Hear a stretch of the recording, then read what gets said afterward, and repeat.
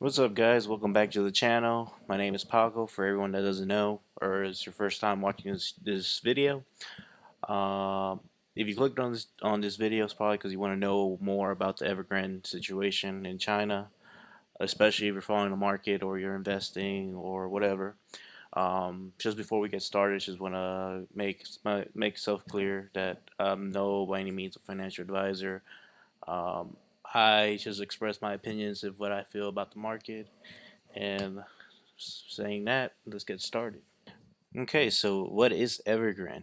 So Evergrande is China's second largest real estate property developer in the country, which I think they employ over 100,000 employees across through all its like separate companies. Because besides like real estate, I think they like branched out to do other stuff, but we're mainly just talking about the real estate. Um, so that's pretty much what Evergrande is.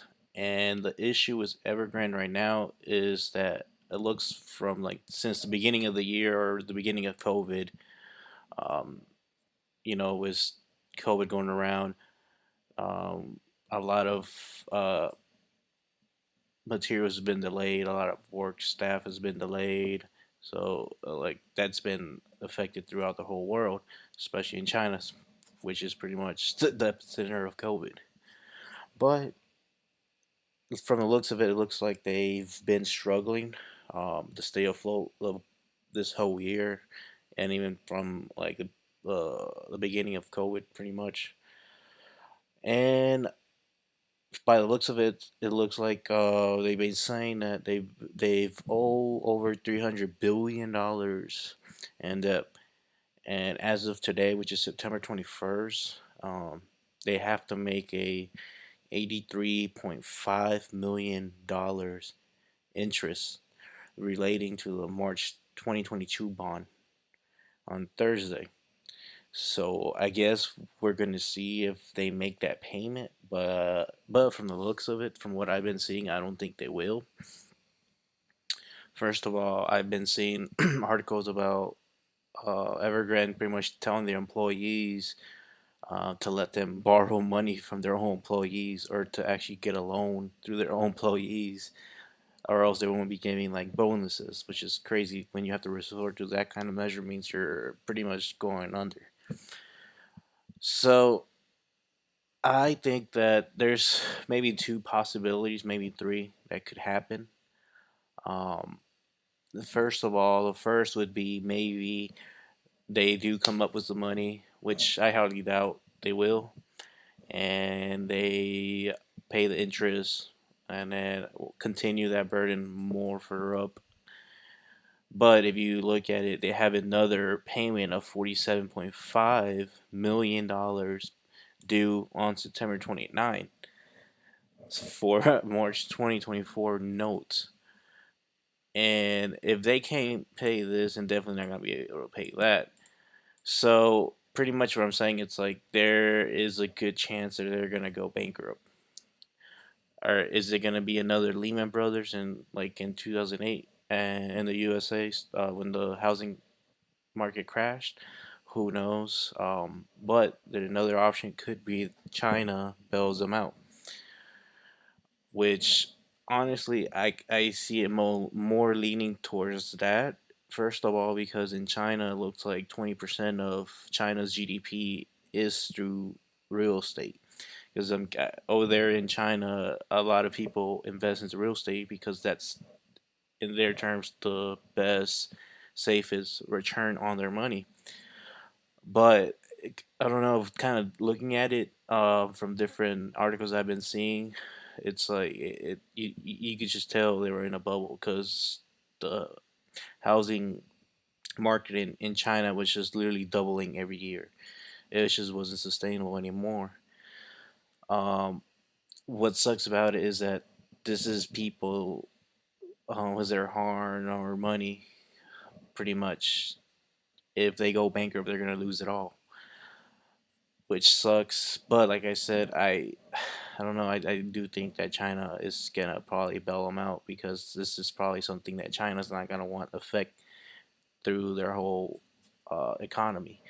So you might be saying, well, what does this affect on the U.S. stock market? And I'll get to that. So um, another thing I kind of want to add to this is what was it? Oh yeah, I was gonna check on the trading. I mean the stock market in China, but it looks from the looks of it, they're closed today, which is September 21, Tuesday, which it's like I guess a festival or something. I don't know. So I guess we will see on the following day, September 22, how their stock does. Because if you come look over here, from their high of like $31, um, they've been bleeding. It's over a 90% fall. And honestly, like it's a lot of investors are pulling their money out. And what sucks about the situation is if China doesn't bail them out and they can't figure out another way to restructure their debt payments, a lot of banks are gonna the money that are getting owed by the company are gonna go default, meaning lenders not gonna get paid, manufacturers are not gonna get paid, contractors not gonna get paid. There's gonna be empty buildings, which there are already in China. What's crazy about it is like what they're trying to do too is kind of give away the real estate that they have or kind of give away assets um, as dev payments. But if you kind of think about it, they're kind of just devaluating the whole market. Um, Especially if all these are undone, I don't see people wanting them, especially being unfinished. And that's just it's just a domino effect. If they end up that route, it's just gonna collapse the whole market in China. So coming back to the U.S. stock market, why does this affect the U.S. stock market? So the problem is a lot of these lenders um, are also they also dealt with lenders in the U.S. There's a lot of index funds um, that have Chinese securities in them.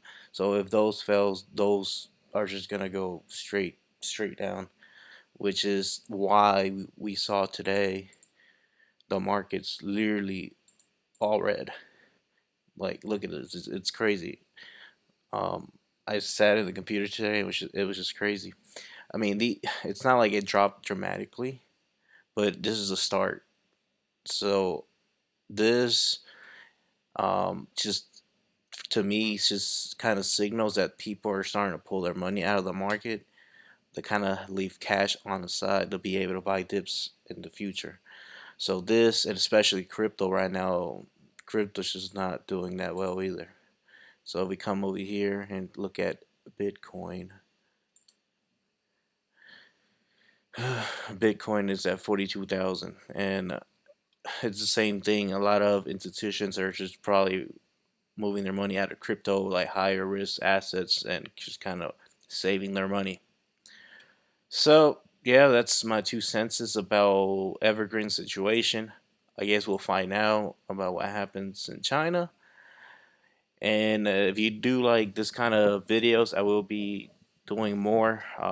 If we get something else new about the situation or about the stock market, I would I will make a video about it. And literally, uh, any financial news that might come up, I will cover it.